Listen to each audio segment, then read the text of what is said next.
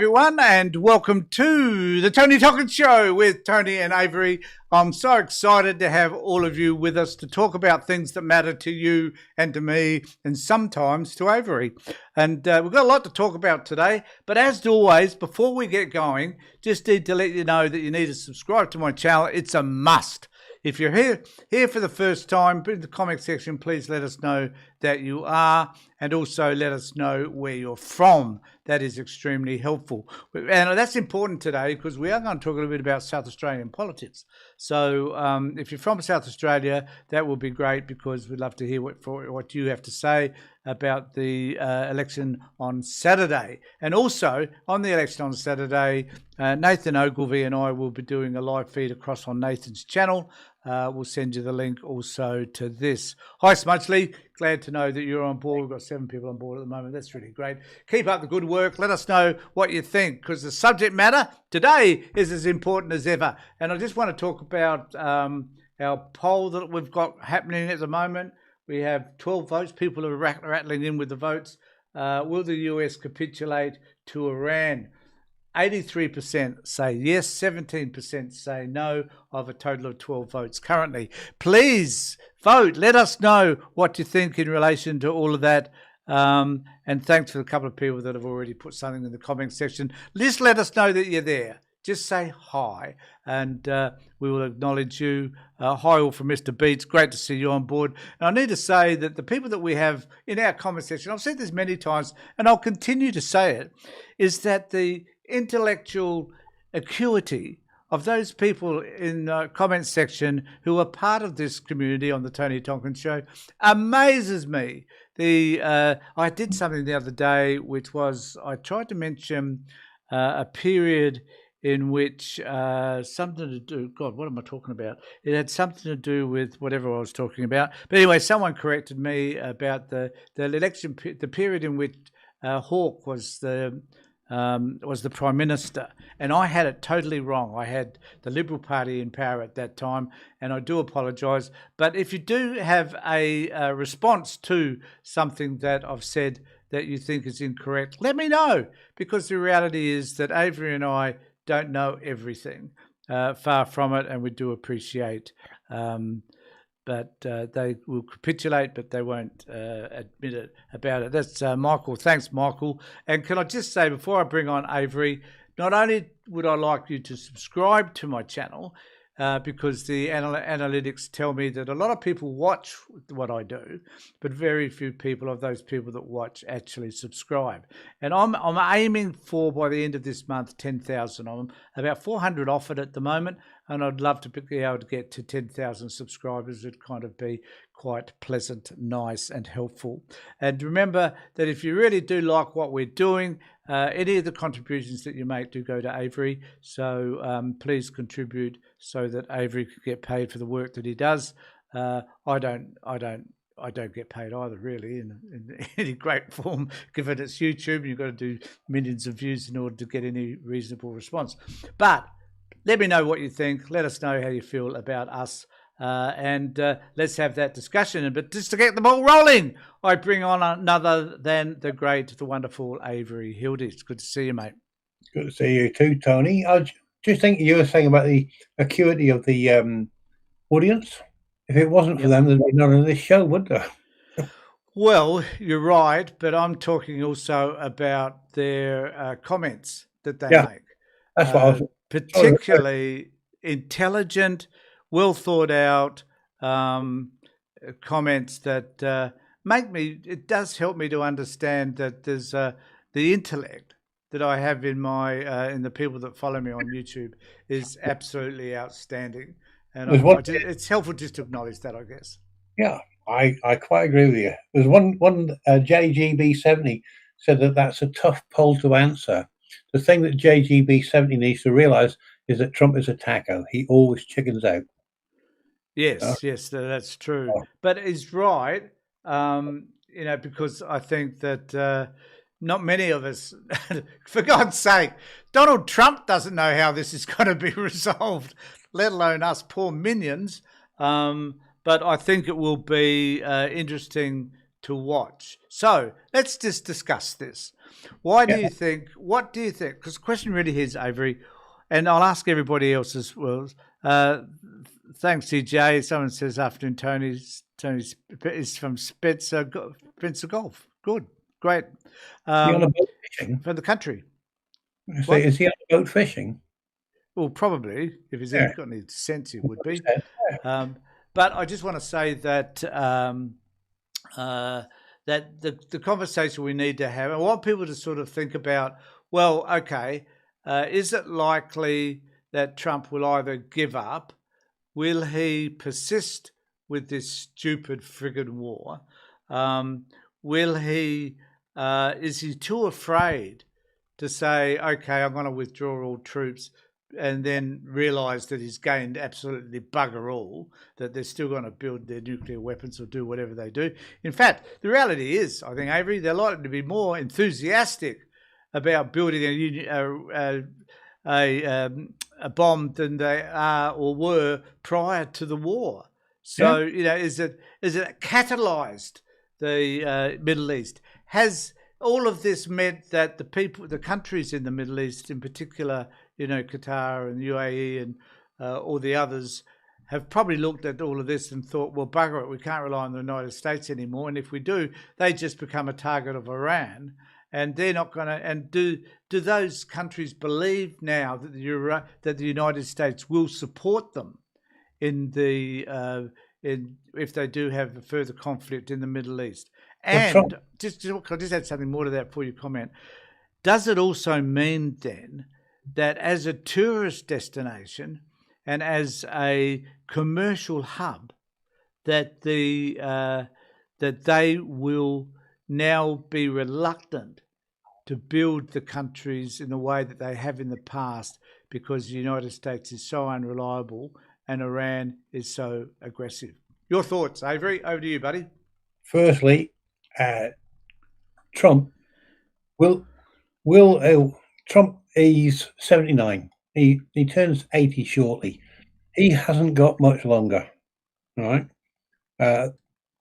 So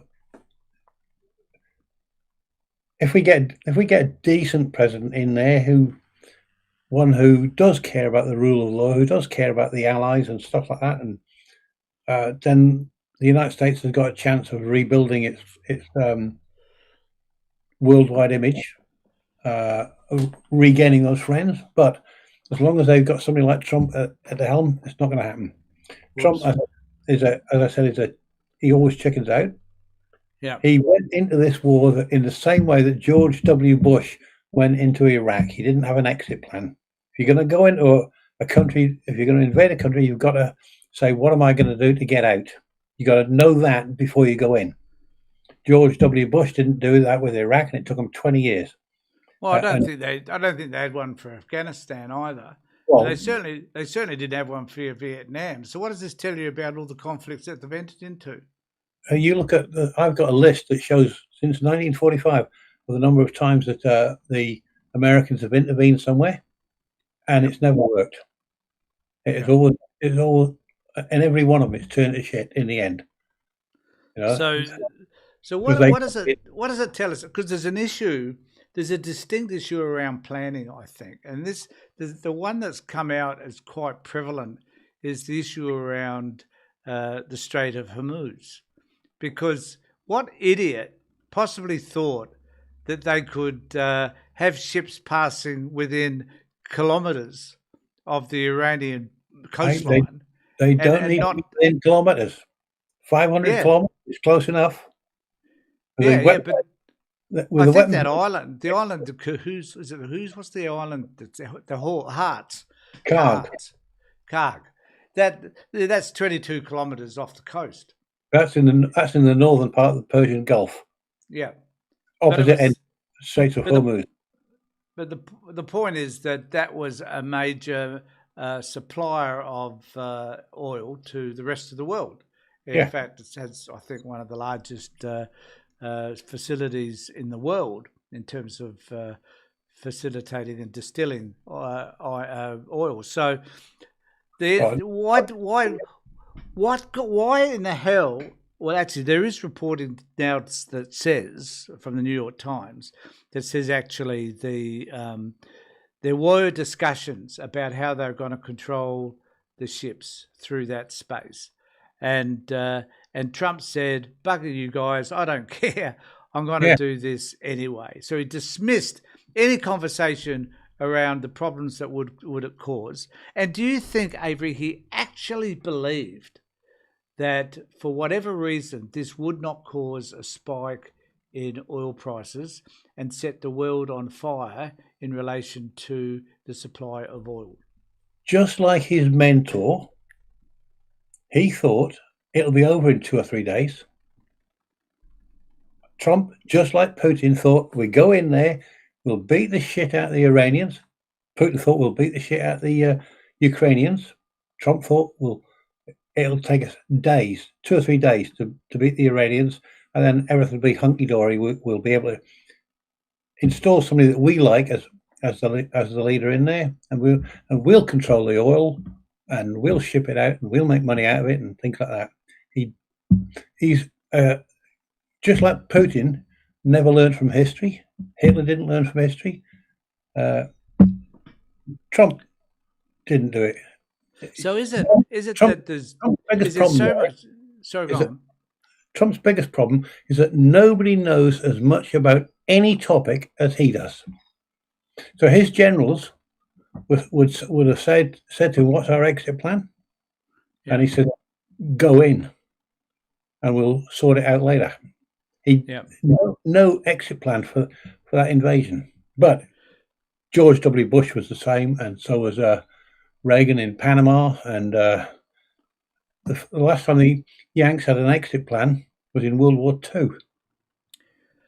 Well, yes, and there's another issue too, I think. Churchill. That is the hubris that's come out of Venezuela.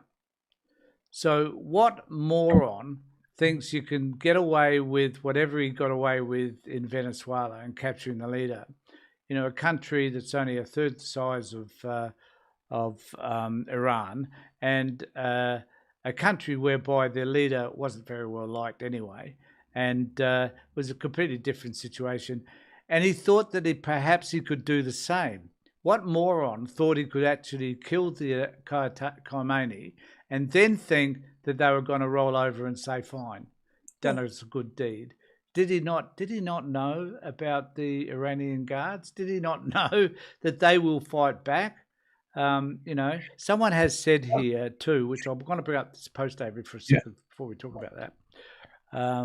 Trump got tricked by Netanyahu, and now Netanyahu is dead. That's raised an interesting question.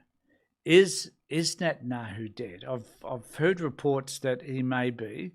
Some people are posting some really interesting memes of him at the moment. Where he's got these plans. So he goes through plan 1, plan 2, plan 3, plan 4, plan 5, and on plan 6 he's got 6 fingers.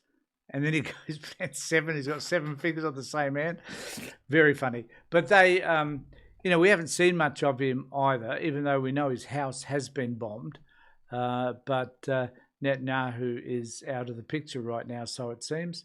So, you know, have the Iranians completed their task by getting rid of Netanyahu? No, they have. One wonders. Hold on, I'll finish. One wonders, though, whether or not the final task is getting rid of Trump. I've got no problem with that. Everything on here, I'm on the Google search thing right now. Everything on here is saying it's all rumor. There's no evidence that Netanyahu is dead.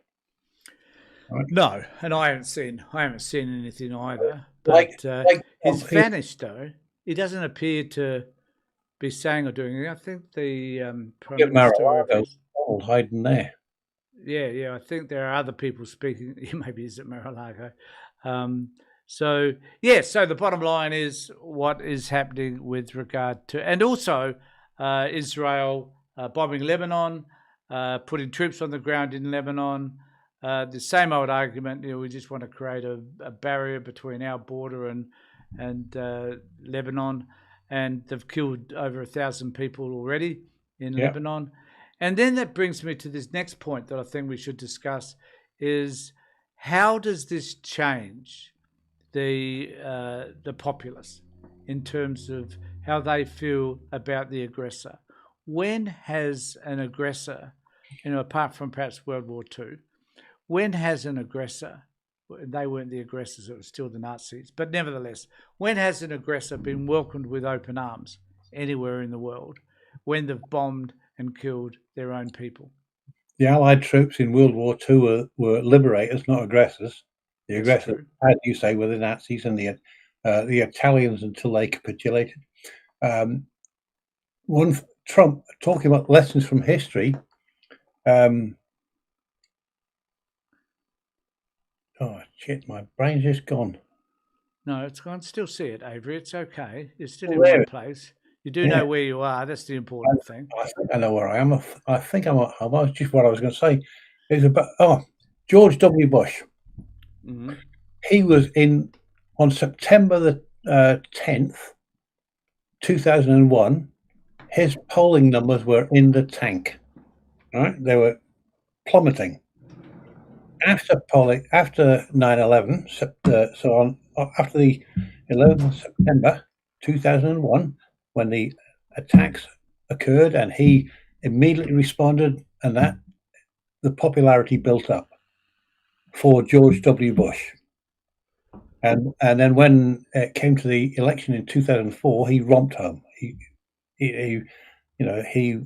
easily beat whoever it was. I can't remember who the candidate was. John Kerry easily beat him. What's happening in Iran right now? Khomeini gets killed. Everybody is rallying behind the hardliner that's been appointed. The hardliner, I think, is his son. Yep. Everybody's rallying behind that hardliner. So, and the polls, I think, are showing something which were contradictory to what you were just saying about previous wars, and that is that the population is turning against Trump in relation to this. So the pressure that must be on Donald Trump to win this war must be extreme, and to win it on their terms as opposed to Iranian terms.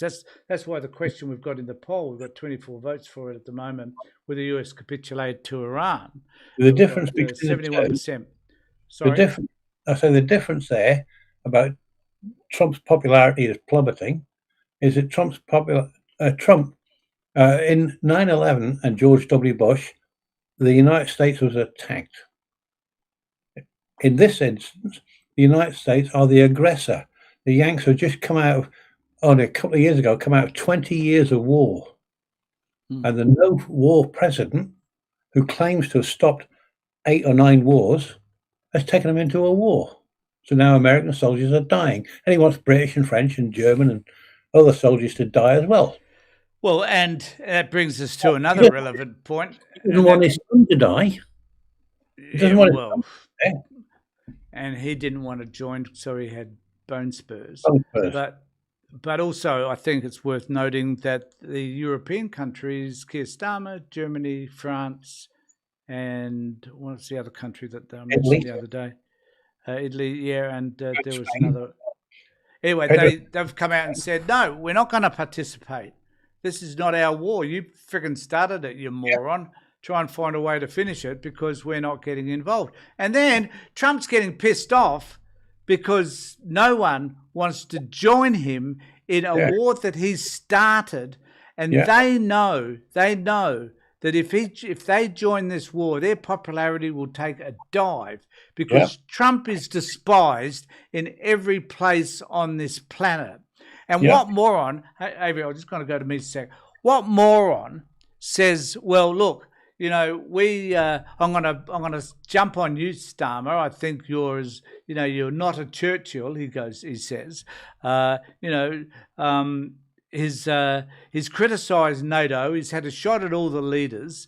He disagrees with bloody everybody. And now, Avery, he's suggesting that they should come and help him. What a clown pisses on everybody, and then expects them to brush themselves clean from his urine and decide to side with him. I don't understand it.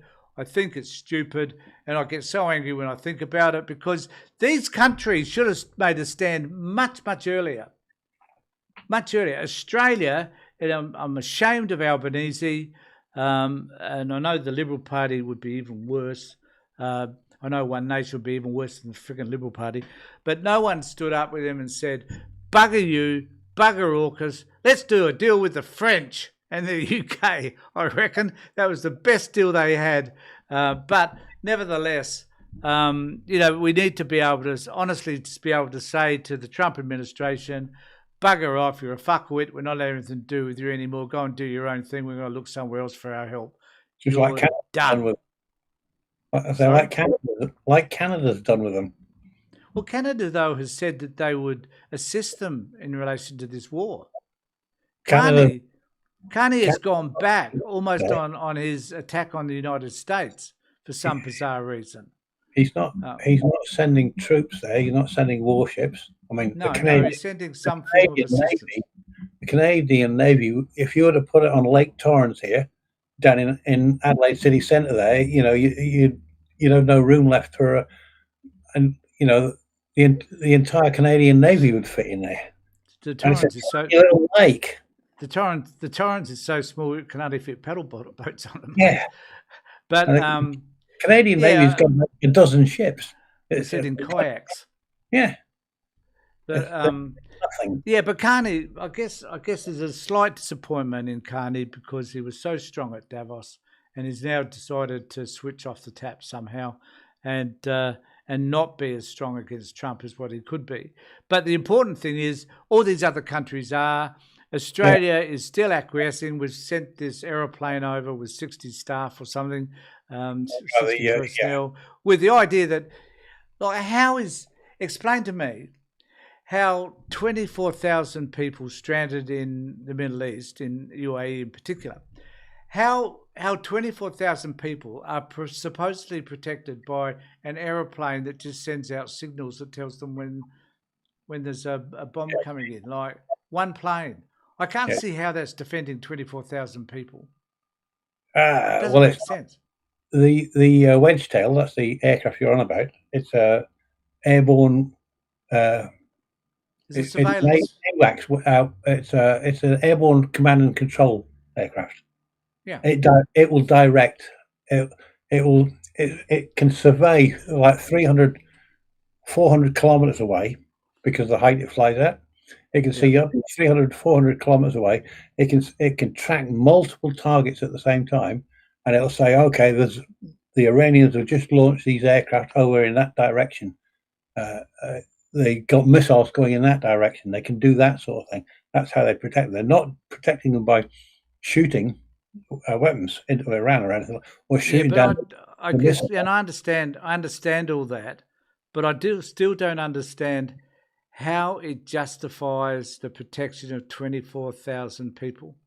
Wouldn't it be better for those 24,000 people just to leave the country so that they're protected by not being there?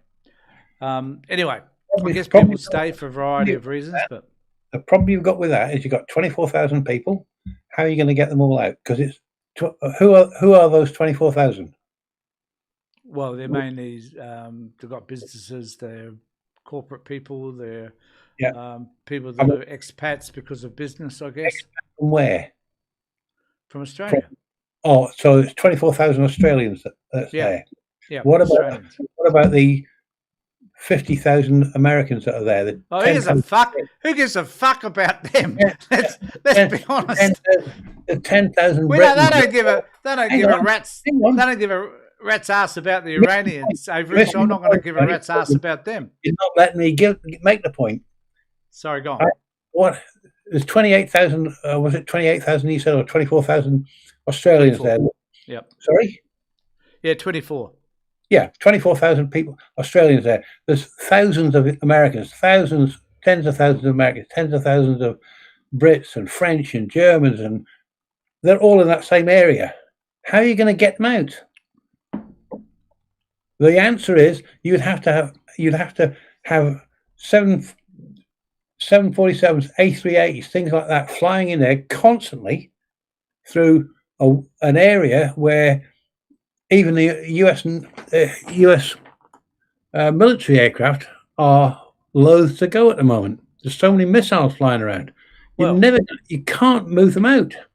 Well, they could. The ideal solution would have been for that fucking idiot not to have started that war. Well, that's true. They could put them on buses and move them south. They could do that. What, send them to Yemen? Pardon? Send them to Yemen. Well, that is south. Yes, I agree. And get the Houthis have a go at them. Yeah. Why not? Yeah. But yeah, I guess I understand what you're saying. Yeah, you can't. There's so many people in the Gulf who are visitors, shall we say? Right? 24,000 Aussies, but how many in total that aren't permanent residents there? That were it's up around 80%. It's a lot. I heard a figure the other day. I couldn't believe it. The number of expats and people that are sort of visiting the country, working there or whatever, who are not citizens of that country is 80-90%. It's it's massive. So that's the whole point. Logistics of trying to get them out of there. You're saying, I know it's amazing. You're asking what's the point in sending the wedge tail there? How's that going to protect them? It's going to give them some protection. But when you put the A380, for example, which would take 350 at a time, how many trips would that have to make? I don't know. I'm calling on Captain Kirk, and they should beam him up to a Star Trek, to the Enterprise. I don't know how they're going to get them out. But at the end of the day, this is something that they should be doing. And I guess my point is, coming back to my original point, Avery, is that this creates massive problems for the Middle Eastern countries. Yeah. Because they have built their reputations on being safe havens. Yeah. And now they're not. And so this is going to undermine their economies, apart from the selling of oil. It's going to devastate them. And I doubt whether Trump gave an iota of thought. He couldn't give a shit about what's going to happen to these countries, not just during this war, but after as well. And they will hate him. And they will say to the United States, we no longer want your bases here because you're too much of a risk. Yeah. That's what's going to happen. The Spaniards said that Trump could not use American air bases in Spain to launch attacks on Iran. So Trump said, if we want to use them, we're going to use them. What are you going to do about it? That's how use them though?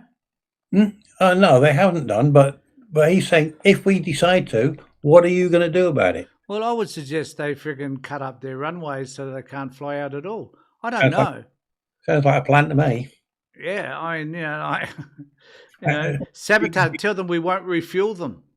Declare the United States to be persona non grata and deport them all. Look, I'm not a military strategist, but I can tell you one thing. I think I'd do better than blinking Trump and his friggin' cronies. It's sickening to watch. It really is. George Washington could do better, and he's been dead for 300 years. This is true. Yeah. Bring him back, I say. I just wanted to bring up this. Somebody said on the Australian Navy ships, no. Australian Navy, we don't have the right ships to send up in there to do the sort of work that's needed doing. Yeah, I know. Frigates and things like that. I just realised, David, I haven't got you up here on this this thing, so I'm just going to add you. That's all right. Which is a little bit of an oversight, given that we're supposed to plan all of this before we start. There he is, none other than Avery. I'll bring that one up, so just to show you how clever I am. Look at that. He appears. Yeah. So Germany says Iran war not a matter for NATO as Trump demands Strait of Hormuz help. I'll go down here a bit further. The war in the Middle East started by US-Israeli strikes on Iran is not a matter for NATO, German Chancellor Friedrich Merz has said, as Donald Trump repeats his demand that European allies help unblock the Strait of Hormuz. The US president has called for nationals including South Korea, France, China. China! Avery, what in the hell are they doing calling China? Well, because China uses an awful lot of oil from the Middle East. They use an awful lot of oil from Russia as well. But again, that's why Trump called in on China. Yeah, but this comes back to the original claim I made, is that he insults China, tariffs the shit out of them, and then says, "Look, okay, guys, we need your help. Come and help us." Yeah. What sort of a someone needs what sort of a moron? That's the one. That's the word. And what is Trump? Well, his yellow-covered piece of human excrement, I reckon. But and he's a moron. But why would you think that China is going to help you? Why would he think that any country that he is shit on, which is basically all of them apart from Russia and North Korea, I mustn't forget that, but why would he think that anybody is going to support him and help him? Because he's an arrogant piece of shit who thinks that everybody loves him. Because he's so in love with himself, he can't imagine people not loving him. Well, that's what narcissism does. That's what it is. The other thing too is there's the answer to your question. Why is he like that? Because he's a malignant narcissist. That's right. The other issue is that apparently Iran allowing Chinese ships bound for Chinese to go through the Strait of Hormuz. So this interests me as well. So somehow they can determine which are friendly people and which are not, and let the Chinese tankers through anyway. So China's got the finger up to the US as a result of all of that, I reckon. It goes on to say in this article that short passage of all tankers in the shipping lane, which is effectively closed due to the threat of Iranian war. That's right. He's also upped the pressure on NATO allies, telling the Financial Times newspaper that the alliance faced a very... I love his extenuating syllables that he uses, like very bad. Future of its members did not do their bit to reopen the strait. Now, Mr. Mertz is among those to hit back, saying it has been clear at all times that the war is not a matter for NATO. Now, that bears discussion because the Article 5 of the NATO agreement is really just about if you are attacked by another country, i.e. 9/11, then all NATO countries get involved. Let me explain something. Please do. It's all yours, mate. A lot of people think that Article 5 of NATO says that if one country is attacked, all of the others must respond.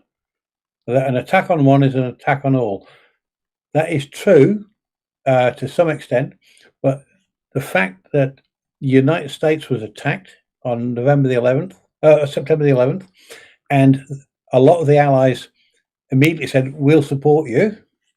They didn't have to. They were not. There's nothing in Article 5 that says you absolutely must join in. So no. So we could take it as an obligation. Yeah. It's a maybe, not a definite if. Yeah, it's not a mandate. Not a mandate. Yeah, that's right. Yeah. So the point, I guess, is that Trump was the aggressor. Yeah. And because he was the aggressor, NATO are not obligated to get involved in it at all. Yeah. And he goes on to say that he added that the US and Israel did not consult us prior to this war. There was never a joint session. This is the other. So there are a couple of issues there. One of them, they didn't go to the United Nations, which would have been useless anyway because of China and Russia's ability to do what they do. This is why the question of how Germany might contribute militarily did not arise. We will not do so. Yeah. Mr. Mertz ruled out Germany sending ships to the Strait of Hormuz For as long as the war continues, we will not be involved in ensuring free passage in the Strait of Hormuz by military means, he said. His spokesman, Stephen Cornelius, earlier also said the war had nothing to do with NATO. Confirmed and understood. So, but the thing I guess that is most distressing is that he has decided to have a shot at NATO, which at one point, let's talk about that in just a moment. But before we do, I just want to say thank you to Elizabeth Cook for $5. And I'll just put them up in appreciation because you are amazing. And just want to know that let people know that this money goes direct to Avery for his contribution, which he deserves greatly. Yeah, so, thank you. Elizabeth, Hippo character's head pops out of water, surrounded by his hippo squad. Okay, no one's going to argue with that. And the other one was from Kimmy. So thanks, Kimmy, as well. We'll just pop you up as well. Won't all Western people there be safe if the US leaves? Oh, great point. Great point. Kimmy, thank you. Yes, will people be safe if the US leave? Probably. Yeah. So while you're looking at posts there's one just under the post that Kimmy Phoenix put up. There's a post by John Lee Bold. It's easy. I don't see them in that necessarily in that order, mate. I've got a different set of readings.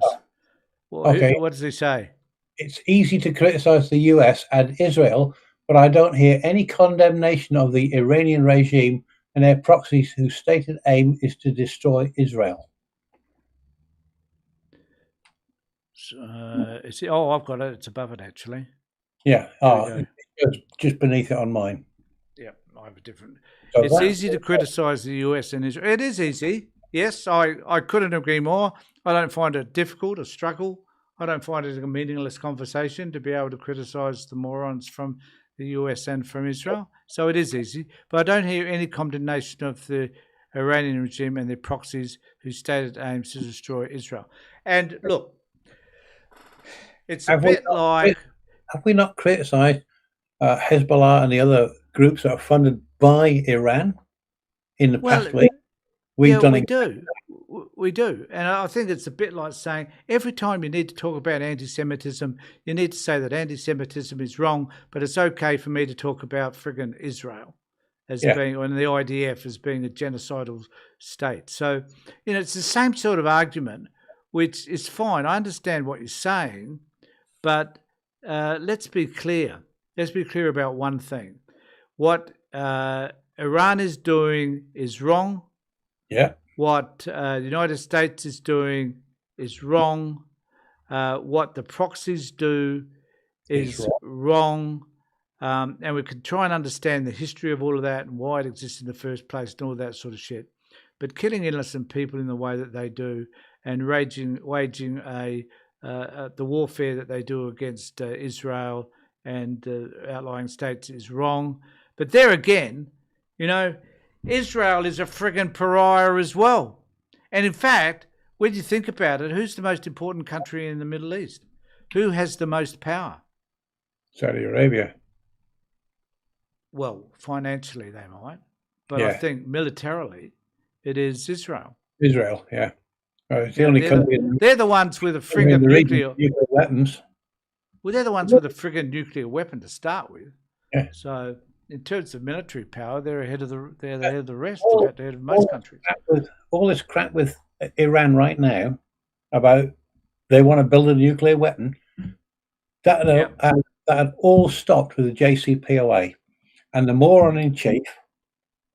One of the first things he did in January 2017 after taking office was to step away from the JCPOA, and Iran straight away said, "Okay, we're going to start enriching again." Yeah, they were fully compliant with all the rules of the JCPOA, building up to enriching up to 15%, which is what you need for a nuclear power station. You need 85 to 90% to build a nuclear weapon. I can explain what the enrichment is about if you want. Yeah. Yeah, JG's brought up an interesting point here, which I'm going to put up for everybody, because here's a here's our hero, JG is, the two-state solution was an agreement made by both sides. Israel, Zionism decided to break the agreement.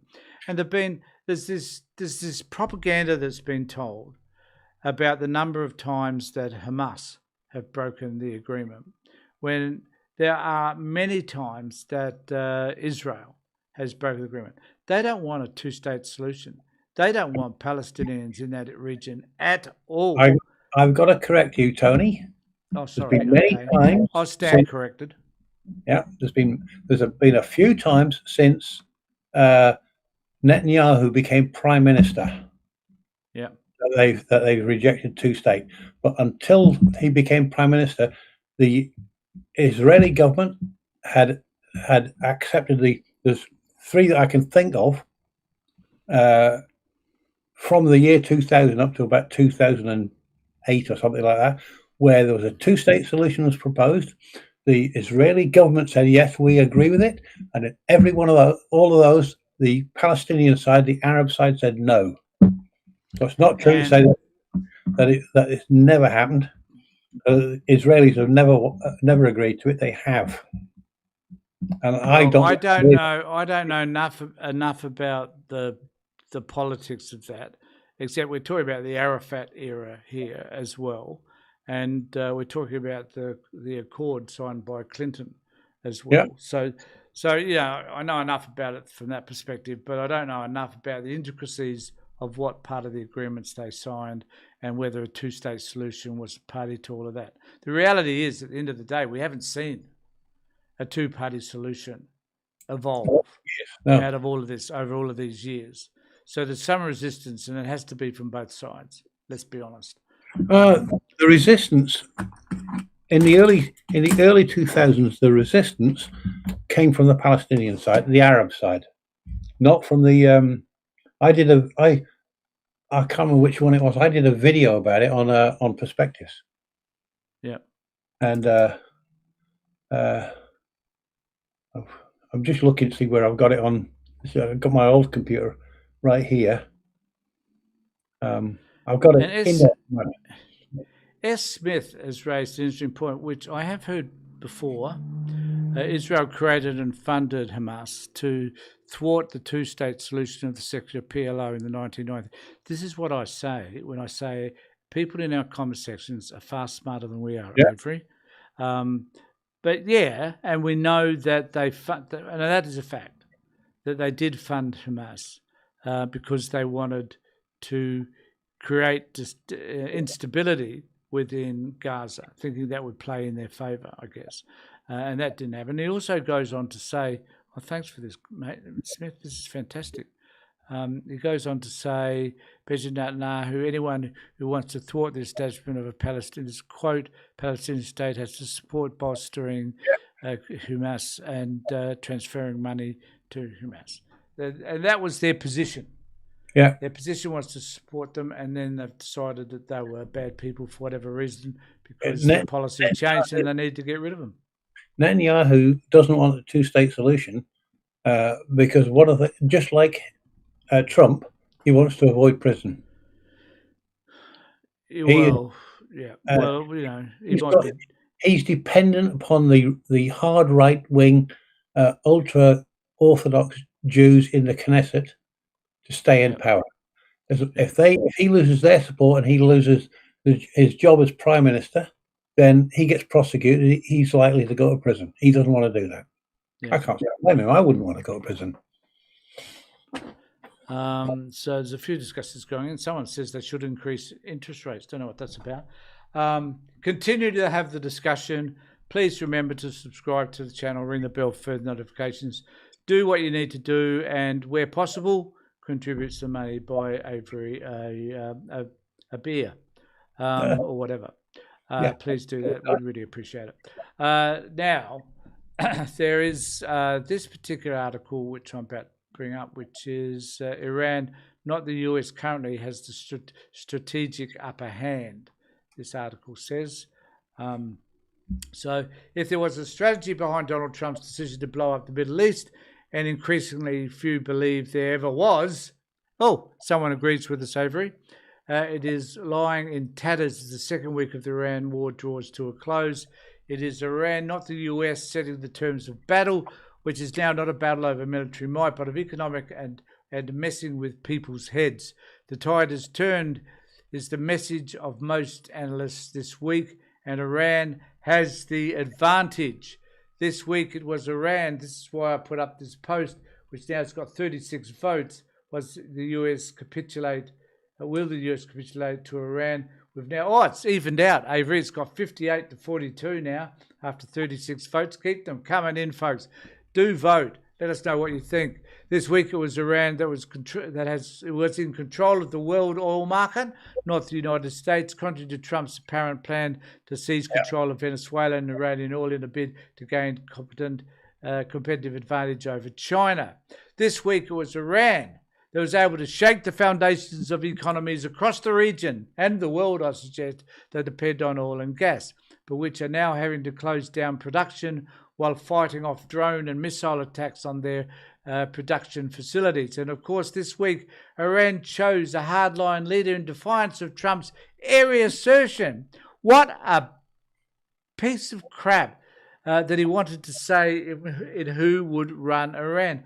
Yeah. Who possibly, in their right minds, would have thought that they could have dictated to a country of 93 million people who he wanted from some person, an outsider, about who he should believed would run around. What a crazy, stupid person!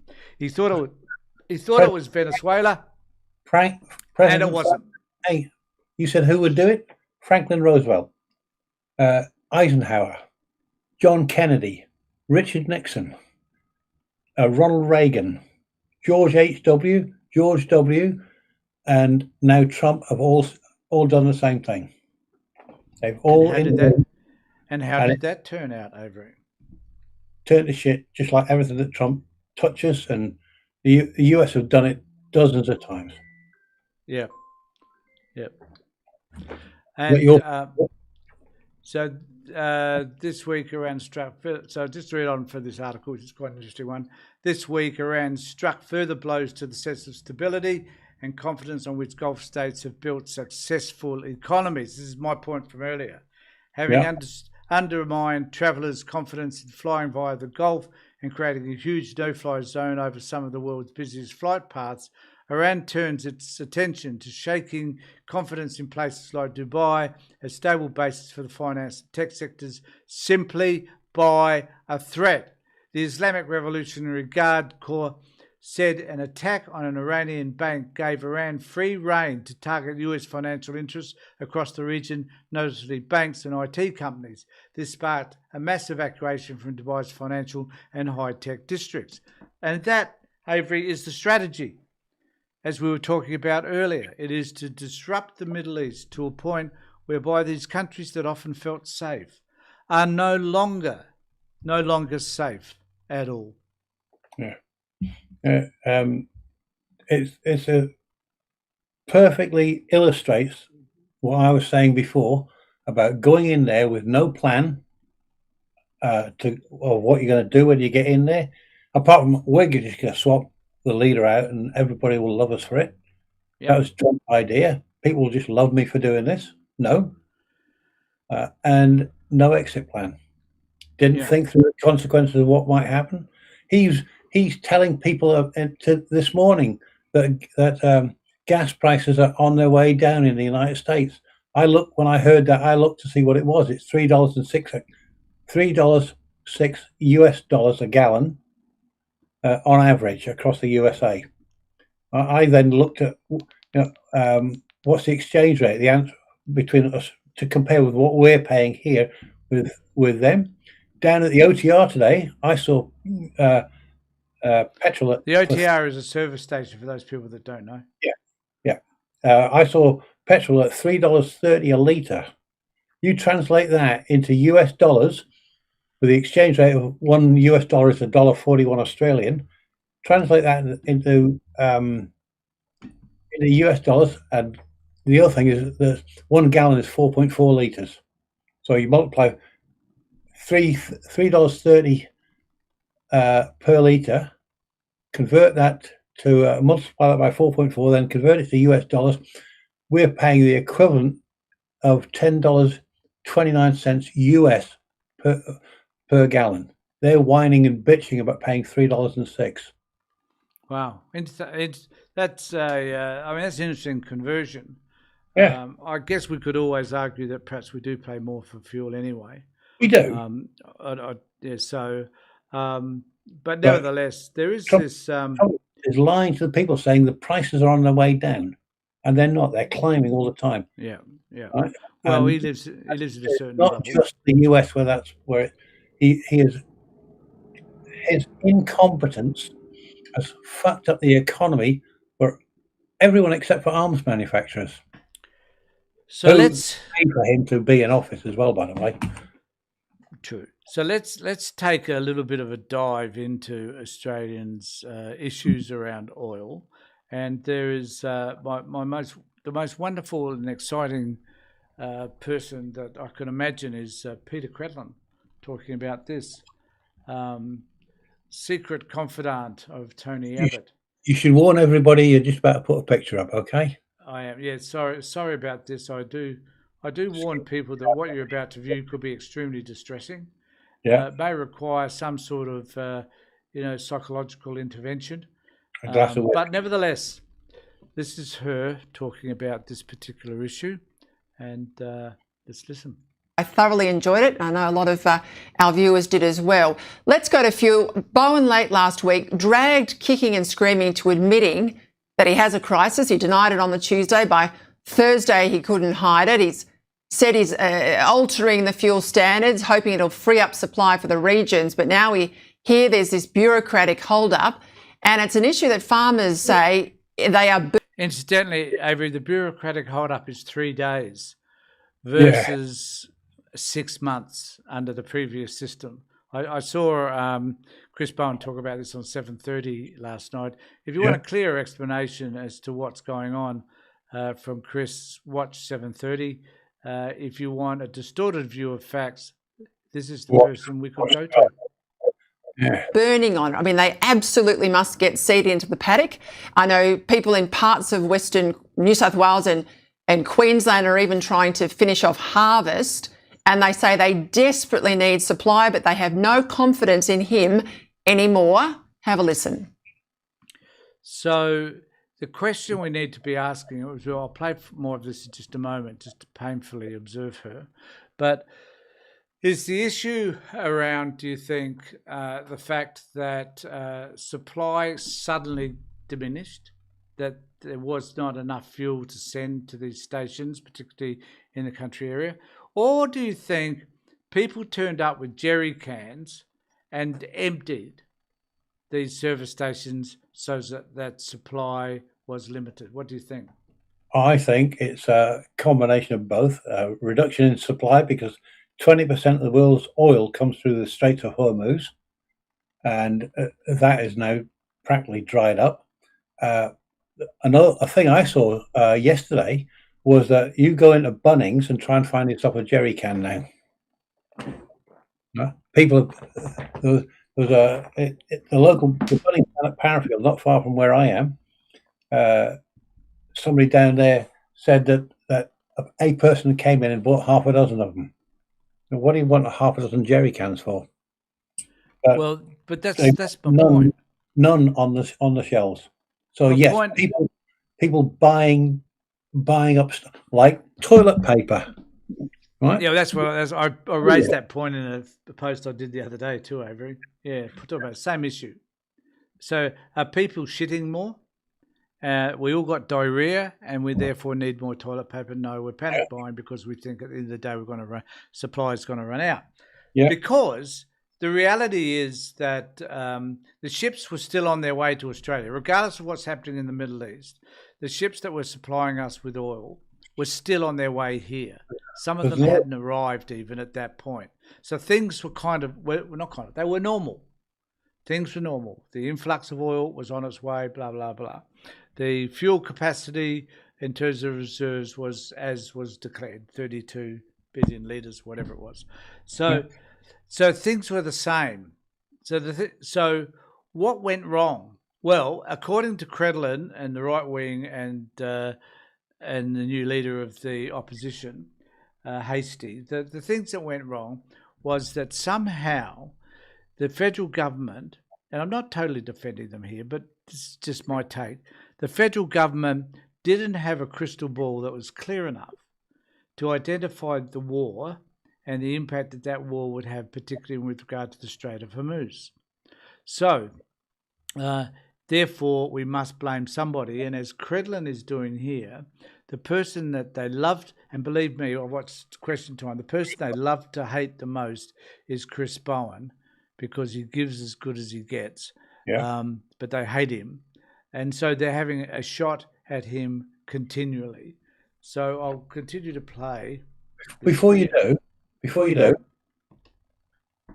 I'd like to see them taking a shot at where I think some of the blame should lie, and that is there's all those ships that are on their way. They've already left the Strait of Hormuz and they're on the way to Australia with oil for us. The petrol companies in this country, they say, "Oh shit, there's a war going on over there. Our supplies are going to be reduced, so we're going to jack the price up of what we've got in here now." We're not the oil that we're using. That you put in your car this morning. That didn't arrive yesterday afternoon. That's been in the country for weeks and weeks. And I reckon that's they're actually having a look at that. The federal government is, because that's price gouging. Yeah. And that needs to stop. You're right. Until that petrol arrives, like if you've got a product that's on, say, I don't know, a computer monitor, and it's sitting on here, and it's now priced at $450 because you bought it at $350, right? Yeah. And they make a new product, or they bring in another product, but they hike the price to $450. It doesn't mean you sell this product for $550 or whatever. You still sell it for the price you had it, because that is what it's cost you. If you're going to make an extra $100 from it, that is price gouging. Yeah. So, and the same applies with fuel, because I don't understand why. Same applies with mortgages, Tony. Sorry? Same applies with mortgages. Yeah. Yeah. There's a comment on here from et al. Says, imagine living in a country where people are so stupid that they think the Prime Minister controls the oil supply. Well, that's the one. Shitload of people in the United States thought that the President controlled the supply of eggs and shit like that. Yeah. And that he could just turn the price off and turn the price right down. Yeah. And it seems that Peter Credlin thinks that Albanese controls the oil supply here. Or Chris Bowen. Well, actually, he thinks Chris Bowen does. They want Albanese to control the blame.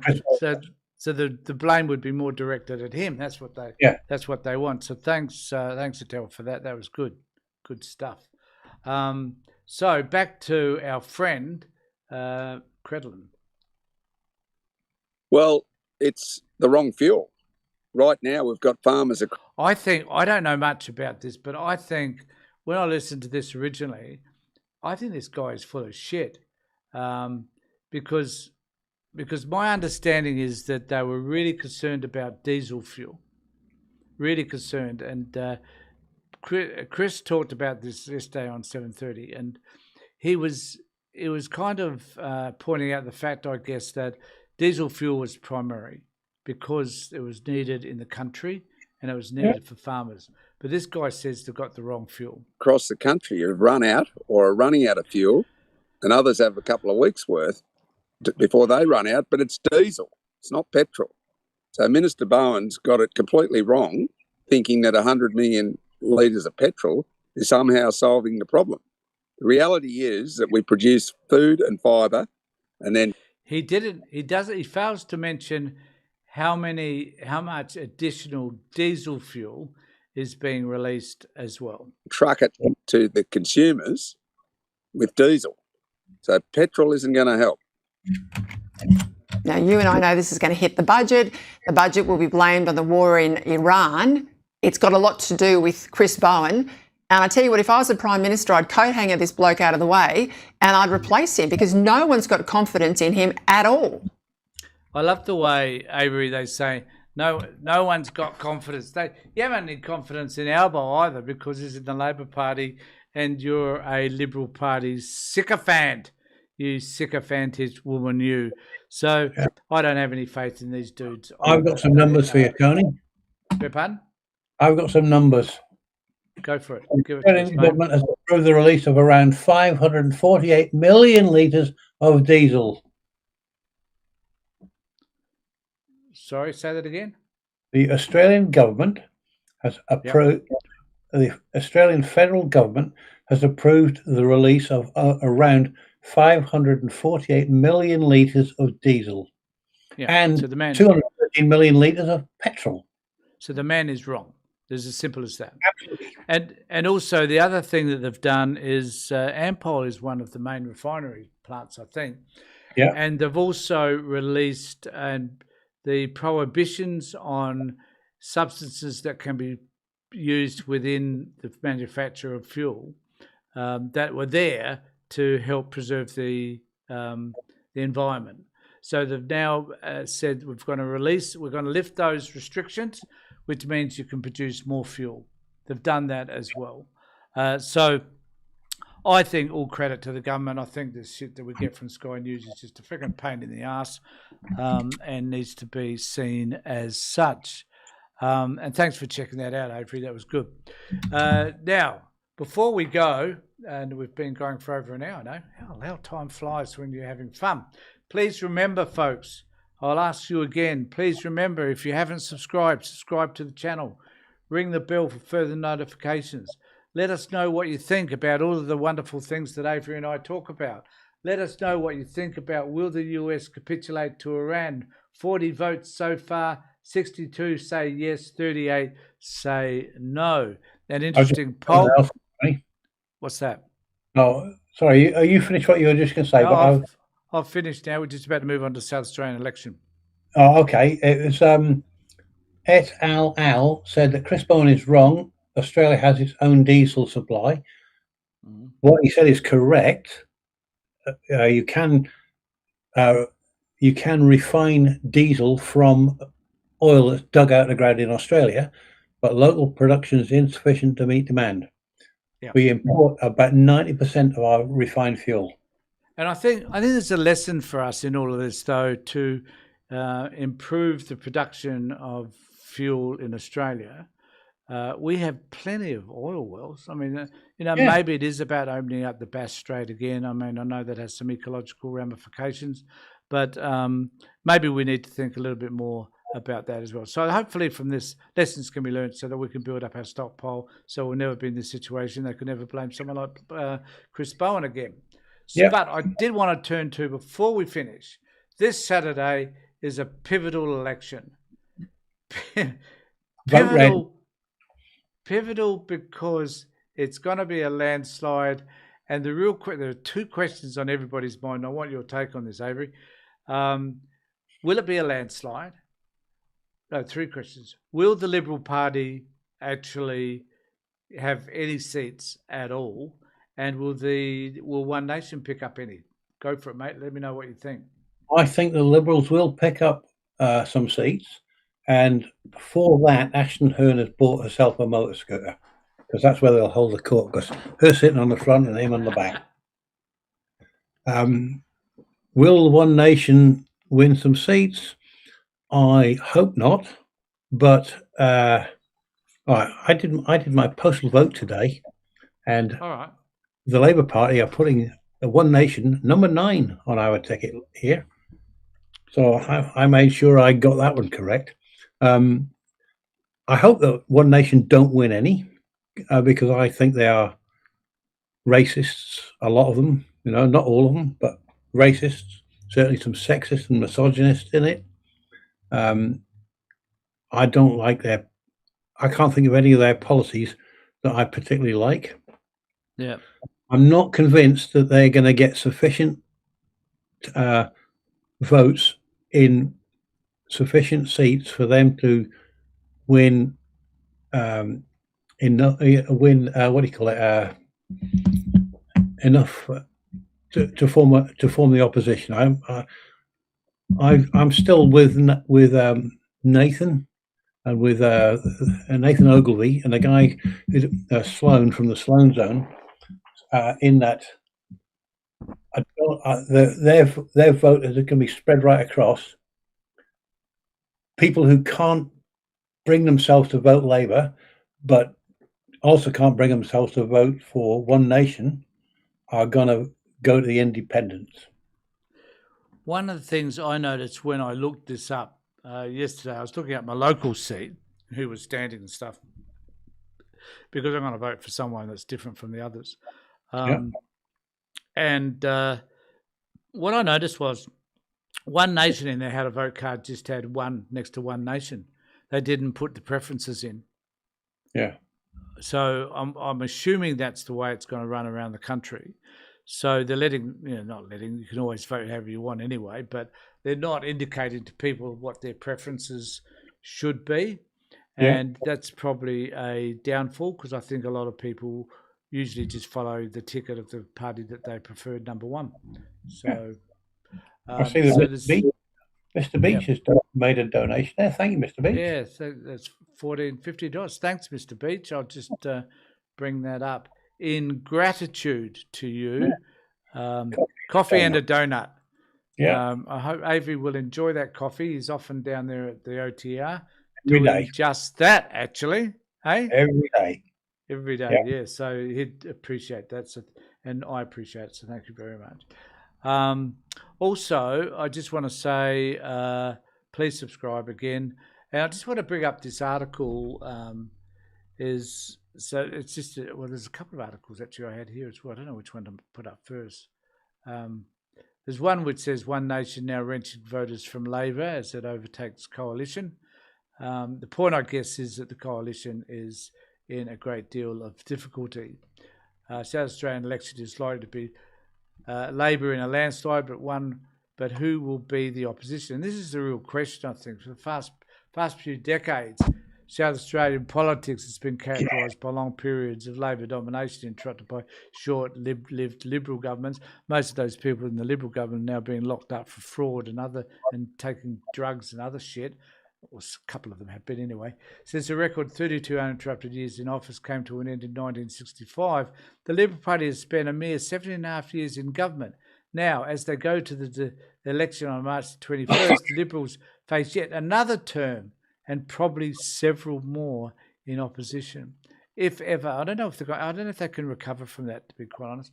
But anyway, led by Peter Malinowski, Labor enjoys extraordinary levels of popular support, solid, if unspectacular, economic progress, combined with the aggressive pursuit of popular sporting events. AFL gather round, wow! Live Golf, wow! MotoGP, don't give a shit, has left Labor in a seemingly impregnable position on the eve of the election, and has been the case for much of the past 60 years. The Liberal Party's ongoing internal divisions provide a sharp contrast with the professionalism of Labor. This, in turn, has rendered the Liberals an ineffective opposition and made the government task easier. And the other one was One Nation now wrenching votes from Labor as it overtakes Coalition. A rampage One Nation has begun taking support from the Albanese government. This is federally. Whether this actually transposes over to the state election, I think is an entirely different issue. While the federal opposition primary vote has for the first time fallen behind pointing out its crossbench party to hit a record low. Now, I just want to say, Avery, in relation to all of this, and I want you to comment on it in just a moment as to what you think is going to happen. Nathan and I are doing, as I said at the outset with regard to this post, Nathan and I are doing a live feed commencing about 5:30 or 6 o'clock, don't know what, on Saturday on Nathan's channel. I will send you notification of that. And can I just say that JG sent another $2.99. Thanks, GG. Cheers, Tony. Go for 2 hours, he says. Oh, God. No, I tell you what. If I can answer, I have been looking into Keynesian economics, but I'm not an economist, so it takes a bit of understanding. Yeah, I did it when I was at uni and I've forgotten it all. So I guess the point is that Oh, thanks, DJ, for a reminder. You sidetracked me now because I'm just thinking that you got no idea how exhausting this is.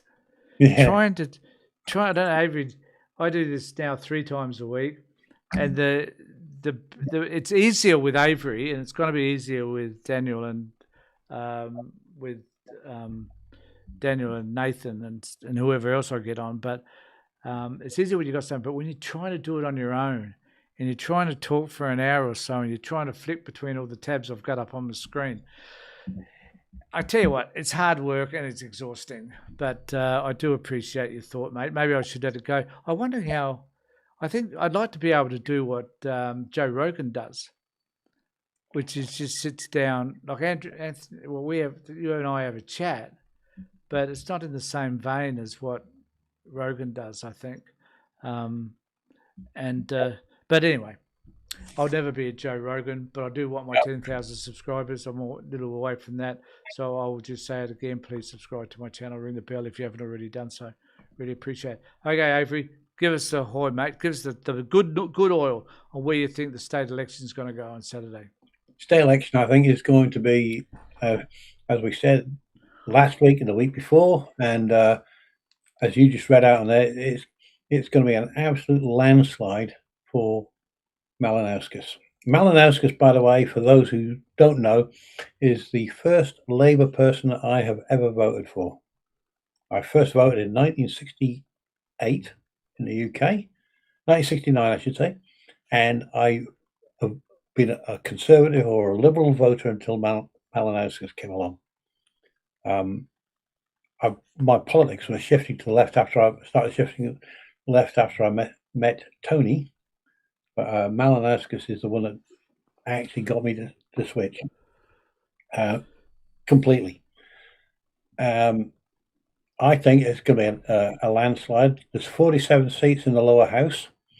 I can see, 43 of them, 42 of them going to Labour. I can see Ashton Hearn sitting there all by herself in the house. Maybe one other person, maybe 2 or 3. Maybe independents. Hopefully, no One Nation. I agree, and I am. Our friend Stephen Polaris is standing, and he has seats. He has representatives in a range of seats, and I'd be seriously thinking of voting for Stephen, primarily because he's a good man. Yeah, he's got a whole host of issues, and I stood with him in the last election, or the one before last. When was it? When did I stand? It was the last. No, it was the last state election, I think. And it didn't turn out as we would have liked, but nevertheless, he's a good man. He's a previous prosecutor, and he's doing a lot in terms of trying to deal with domestic violence and issues in relation to women and bail systems and that sort of stuff that keep women. They put women at risk, basically. So I don't mind declaring that that's where my vote's going to go. With change.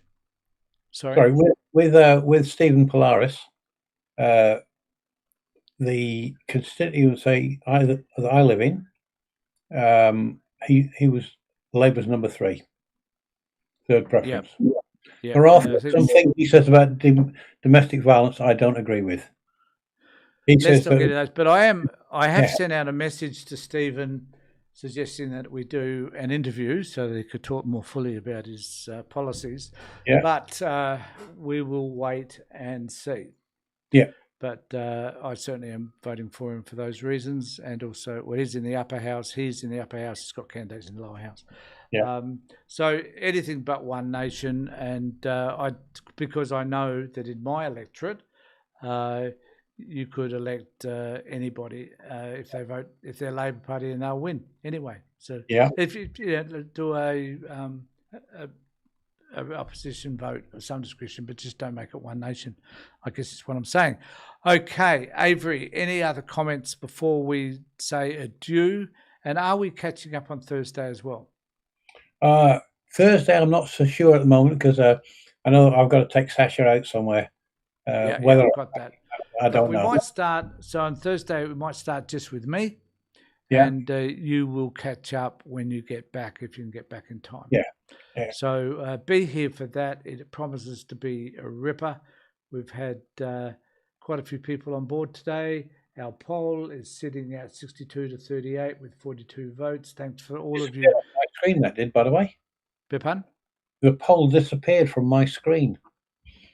You know, Oh, normally I see it sitting at the top of the chat, and it's still gone. on mine. Oh yeah, well, yeah, obviously. I just don't know it disappeared. Can't explain that, mate. But I just want to say, so thanks, Avery. Stay online. I'll get back to you in just a second. So please remember, Saturday, we'll have some fun doing this election result take, live election result take with Nathan Ogilvie and myself. I'll try and see if Nathan can also send it to my channel as a live feed, so you may be able to join me there. Don't know how that's going to turn out at the moment. But do appreciate, and thanks GJ for she's Tony go for 2 hours. We've gone for an hour and 16, which I think is a record for us. No, we did an hour and 27 last week. Oh shit! Should I stay online for just a little bit longer? JJ well, I'm not interested in breaking records around that, but I do think that there's heaps of issues to talk about right at the moment. Thursday, who knows what the major issue will be? It'll probably be some of the things that we've just talked about today.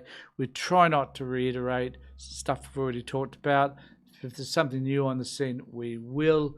We do appreciate your comments. We do appreciate you subscribing, and we certainly do appreciate the financial contribution you make to my channel by donating something to us.